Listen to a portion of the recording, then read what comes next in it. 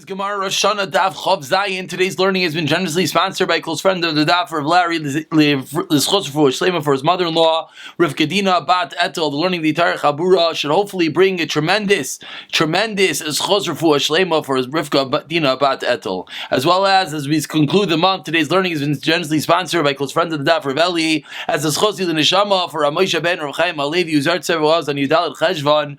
Himir Tashem, the entire learning of the entire Chabura should be a tremendous chosil nishmasa as he's oila lamayla and kanidim shamayla. And finally, all the learning is chashidach v'yisochayim the Virgin Miriam as he's a gittos and esva shanamak the mordechai ben davitin as a gittos bastav shendel as well as chazru hashem shvil yisben yeveda peschunim ben sim zelda and man v'vei chayim v'sar sham sim reizes arbas kanan lidu basim as chaysay yisol min der Eliezer Paz of Shalei Shomas Nami which Avig Shechana Shmo Ben Til Din Khan Rizal Chayv Esmina Din Neidem Esin in the Ziv Hik Ber Nechles to the Uber of God's Sheven as Elizabeth Nechlester Bit Liza Bela Basleis Aratel but Seich Shar Chayli Yisrael we are holding on the bottom of Chaf Avav and Bees as we forged into the part of Rosh HaShanah dealing with Rosh HaShanah, dealing with the Shaifer, dealing with the actual Yom Tov as we know it today, the Yom Adin Agadol V'Anaira.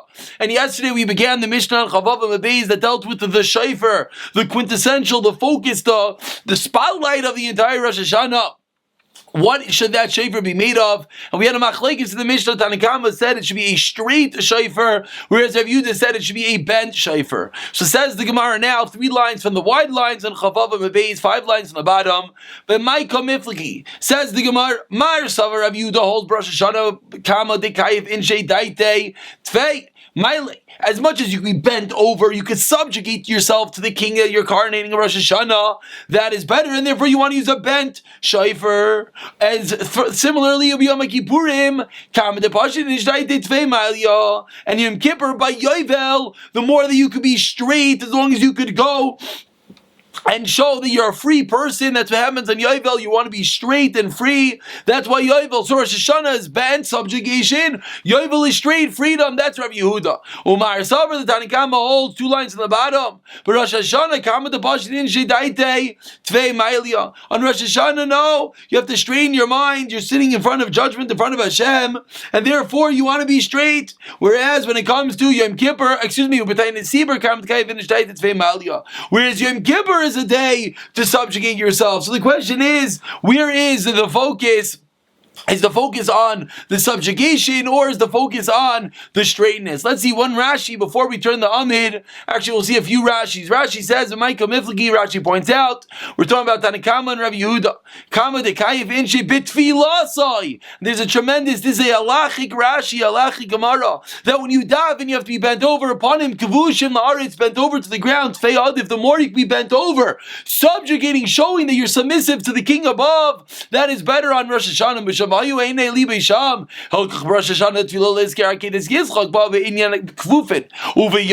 is of course of Yehuda in the Kraya Drar Be'inan we have freedom. Shoot an Xer Shava last place no Xer Shava.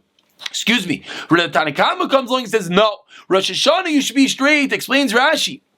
Mishom Noshal Livavino El Kapayim is exeris hakos of teaching us you want to use a straight shaloi for Hilkach. Rosh Hashanah b'pshut and dilat filu u'dil meki purim nami Mishom deshavi b'exer shav. With Tainis Sibur, no, because in Shiva you're gathering yourself together to subjugate, to ask for forgiveness. Therefore, on the Tainis Sibur, that's when you need to be bent over. That is the machlekes between the Tanakama and Rav Yehuda with regard to the type of shofar to be used on Rosh Hashanah. And we move over to today's Daf Chav Zayin, and we continue with the rest of the Mishnah, that the Mishnah dealt with the other dinim of the shofar. And the Mishnah taught us that you're allowed to plate the mouth, a gold-plated mouth of the shofar, piv mitzupa zav. Ask the Gemara of Tanya. We learned in a Braysa. Sipu zav b'makam anochas piv pasel. Shalai b'makam anochas piv kasher. So what's going on? The Mishnah made it sound like you could coat the mouthpiece with gold, but we have a Verisha Braysa that says no. Amar Rabbi kitanan nami masnisa shalai b'makam anochas piv tanan. The Mishnah was not referring to the mouthpiece itself. The Mishnah was referring to the rest of the shofar that's allowed to be gold plated. And we continue that in the Beis Hamikdash of the Mishnah taught us 4 lines at the top. Is min asadim, you have the shofar in the middle, and you have the 2 trumpets on the sides. Asks the Gemara, Treikali, Mi mishtabai. How is this possible? You have the shofar and the trumpet blowing at once. How could that be? You can't hear 2 things at once. A famous rule, Vatanya, as we learned in our Brayso, Zachar b'shamar b'diber echan emru. Har Sinai, God Himself speaking to us by the Tzeres HaDibros. Then Zachar v'Shamar was said simultaneously. Masha'eina be yichol ledaber, the mouth cannot talk, and ha'oizin yichol lishmaya. It's just like we cannot say two things simultaneously, we cannot hear two things simultaneously. So I asked the Gemara, how could it be that the shofar and the trumpets were blown simultaneously? You can't hear two things at once. Answers the Gemara, lekach meirich b'shofar. That's why the Mishnah said the shofar, you have to be meirich, you have to lengthen the shofar. Blow the shofar longer than the trumpets for this very reason, so that you hear the shofar.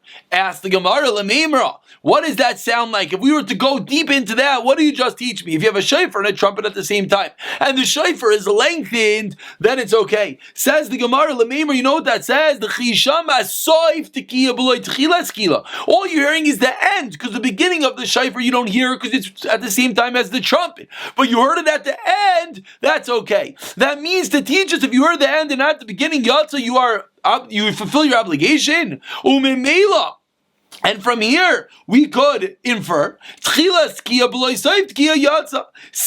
to hear the beginning without the end, you are also yotzei. So from the Mishnah, it would sound like hearing part of the shofar blast, be it the end, be it the beginning, will not be a problem and you can fulfill your obligation. Tashima. Now ask the Gemara, is that really true? If someone blew the first tekiah normally, and then the second tekiah, he made it as long as two tekiyos. The second tekiah is only called one tekiah, not two. Ask the Gemara why. Why don't we say that it's considered two? If you're telling me we're able to split up sounds, that hearing the end without the beginning without the end is okay, so if I have one very long blast, it should be counted as two. Answers the Gemara, no, that's too far. You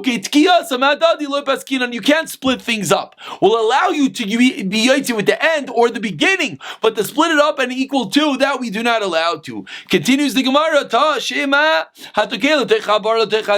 someone blows shofar into a pit or into a cistern or into a large barrel, pitas, excuse me. If you hear the shofar, yatza. You hear the echo, lo yatza, you're not yatza. A very difficult differentiation to make. But if you hear the actual shofar, yatza, but the echo sound, you're not. This is a big discussion. The new Garah-based medrash over here in Eretz Yisrael. It's massive and it's a whole long. And the whole question was, what are you hearing when you hear the shofar? Are you hearing the shofar? Are you hearing the reverberation, the echo down the road? Because the shofar you're yaitse, but the echo you are not. Says the Gemara, but why not? Says the Gemara, why don't we say you heard the beginning before the echo? Meaning, there's always the sound and then the echo. It said if you heard the echo, it's no good. Why not say you heard the beginning and cut and say that part's okay? Just like we're saying in the Mishnah, if you heard the beginning of the shofar without the end without the beginning is okay, so too by the echo. Answers the Gemara, let's go back to square one, that really you cannot hear two things from one person. However, Mitrei Gavri Mishtamoy says, wait, maybe two sounds from two different people that you could hear, and therefore there'd be no question for a Mishnah. Ask the Gemara on that fact. Mitrei Gavri lo Mishtamoy, is that true? But Tani learned to the Bryce. Says the Bryce Megillah that when it comes to reading Torah and the Tzibur, one person reads and one person translates. Ubilvad shlo yeshnayim mitarklin. There should not be or echad kairei different girsas over here. Ushnayim mitargin. It can't be one reading and two translating. What do we see? Even though it's two different people, one reading the Torah, one the translation, still we're saying you cannot hear both. So why by us are you telling me because it's two different people, one shofar, one trumpet, you could hear both? Answers the Gemara, this is comparable to the end of that Brisa in Mesechus Megillah, that B'Hallel, when it comes to reciting Hallel, but Megillah reading the Megillah, Filu Asara Kairin, even 10 people reading, you are Yoitze. Why? Al Makivan Dechaviv, it's beloved, Hallel praising God, Megillah, the incredible story of Megillah Esther, it's beloved to our ears and to our bodies, you pay attention. Since the shofar is beloved, you pay attention, you hear it. So then now we go all the way back. So why in the Mishnah do you have to be Ma'irich? Why did the Mishnah teach us that you have to blow the shofar longer than the trumpets? If it's that you can hear it because it's so beloved, why do you have to blow longer? Answers the Gemara for a different reason. It's merely so that you know that the commandment of the day is the shofar. That is the reason why you extend the shofar blast. And now we continue in the Gemara, and that was, a very famous idea that Treich Kali, when it's chaviv, when it's beloved, both by Megillah and by shofar, you would be able to hear. Says the Gemara in the first wide line of Betainis v'shal zcharim kfufin abim mitzupai kasef. Ask the Gemara the obvious question that I'm sure, as we read the Mishnah yesterday, was bothering or whether you were able to articulate it, something in the back of your brain. Why, when it came to Rosh HaShanah, it was gold, and here by Tanis it's silver? Answers the Gemara. Maybe it is that any time you have an assembly, we have a gathering of people like by Tanis seabirds with silver. Another answer, the Torah is concerned for our money, and therefore we don't want them to have to plate the shofar with gold. So says the Gemara, great. Also, Nami never the kasef. So then, why in Rosh Hashanah? Why do you make it of gold? Also make it of silver. Answers the Gemara. It's true, we care about everyone's money, but the honor of Yantiv is so much greater that we even allowed to plate the shofar with gold. Says the Gemara 5 lines into the wide lines. Rabbi Bar Shmuel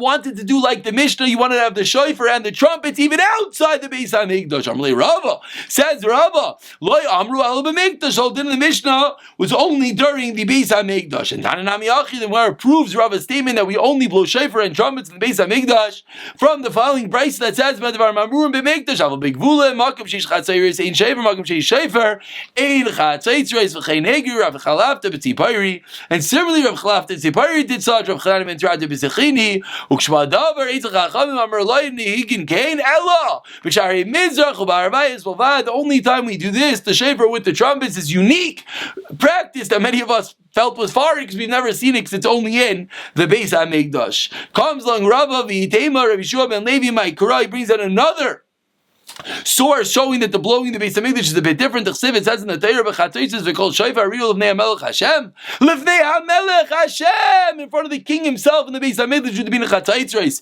That's when you have the trumpets and v'kol shofar ba'alma loy, but everywhere else you do not, and that is the reason why the whole practice of blowing the trumpets obviously does not exist nowadays. Says the Gemara about 8 lines from the bottom, the 2 dots. Shava Yovel Rosh HaShanah L'Tkiya L'Brachos. Yovel is the same as Rosh HaShanah for Tkiya and for the bracha. Says the Gemara, Rabbi Shmuel Bar Yitzchak, Kaman Matzlina Idna Zayom Tchilas Ma'asecha Zikaron L'Yom Rishon.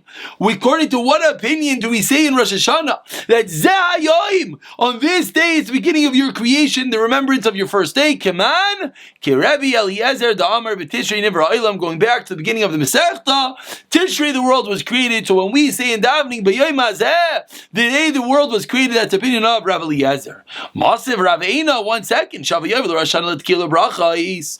You're telling me it's equal for Tkiya, the blowing of the shofar, and the brachas, because Zayom Tchilas Ma'asech is currently Yom Rishon. The Rosh HaShanah Isa U'B'Yovel Lesa. We have another differentiation between the two. So how are you telling me that they're equal for the bracha? It's not true.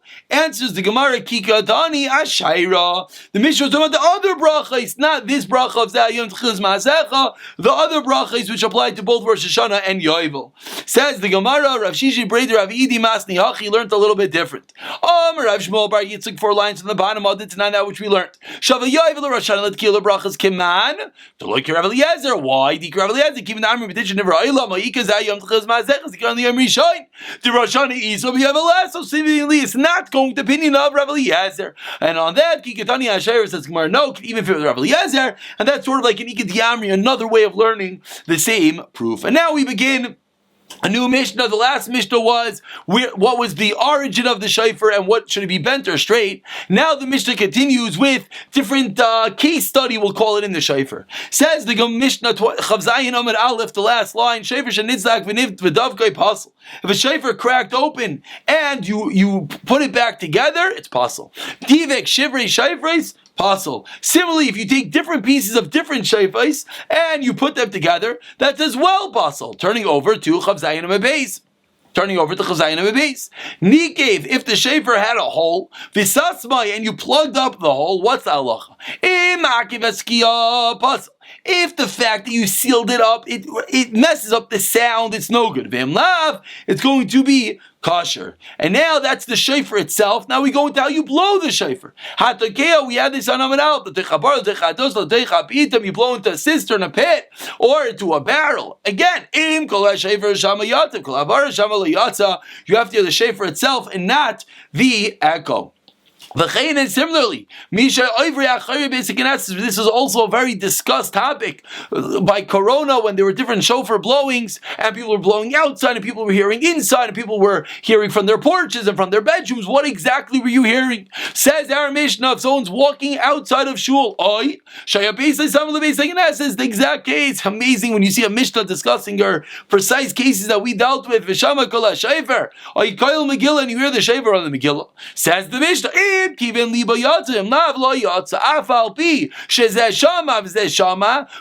people are exactly the same. Two people heard the exact same thing, went into their ears. But it's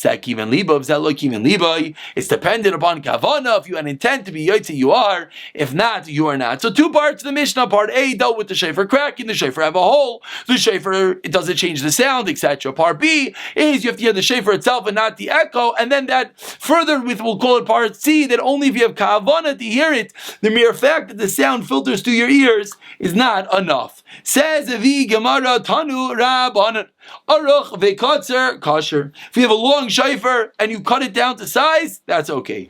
Gardai, if you scraped your shofar v'amidu al gildai and you scraped it, you shaved it all the way down to the last innermost thin layer, kosher.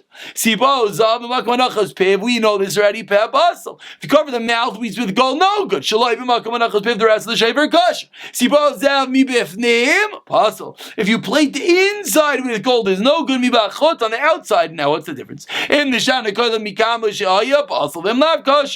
you want to start gold plating your shofar, you have to be careful that it doesn't change the sound, which obviously is not so simple because once you start plating things with gold, the sound generally does change. If you had a hole and you plugged up that hole, if it holds back the sound, possible. No, it's you put one shofar inside another. And that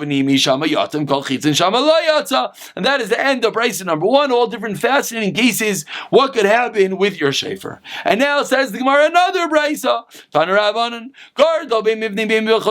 If you scrape down your shofar, whether from the inside or the outside, whether you're shaving from the outside in, inside out, it's kosher.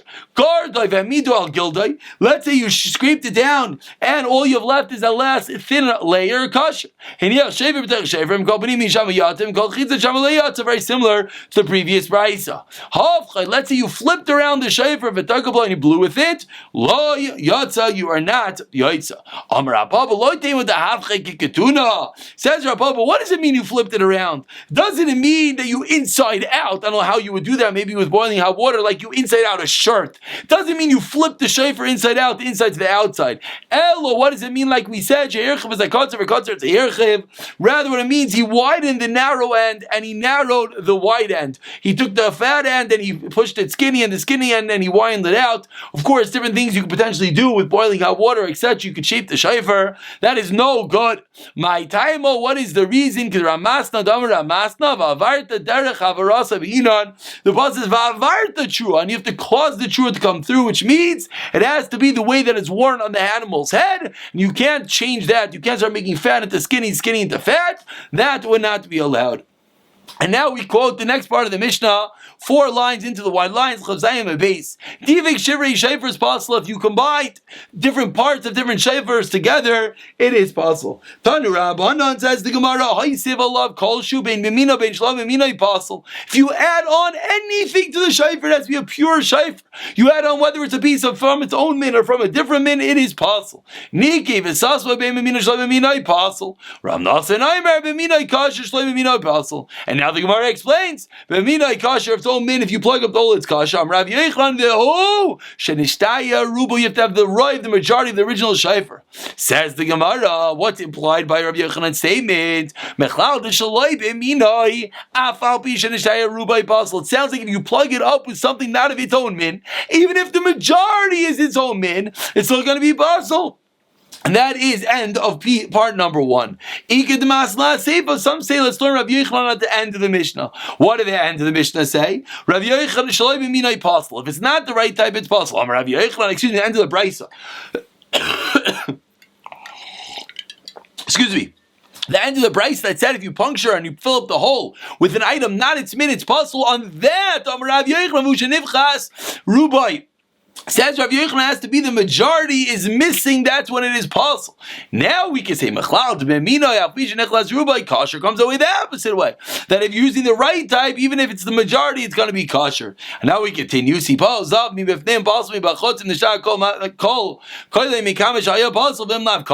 la'arka, if it's cracked on the lengthwise, it's possible. On the width size, and the chayah by sheer tekiah kasher. If part of it cracks off, but you have a sheer tekiah left, it's kasher. V'im lav basel. And everyone's wondering, what do you mean sheer tekiah? Tekiah sounds like a blast. What do you mean you've left sheer tekiah of a shayfer?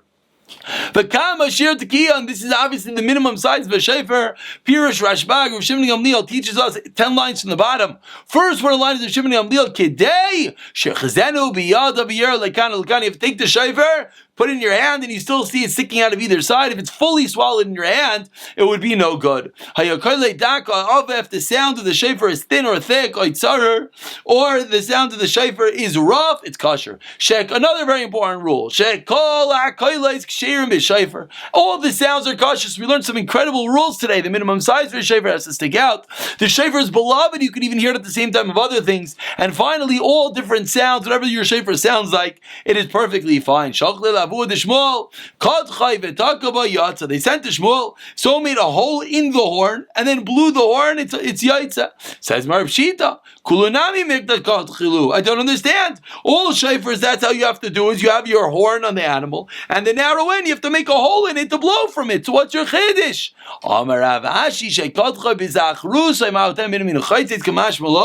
No, explains Rav Ashi, you know what's going on over here? You made into the horn itself and you didn't actually remove it and you blew it while it is still attached. The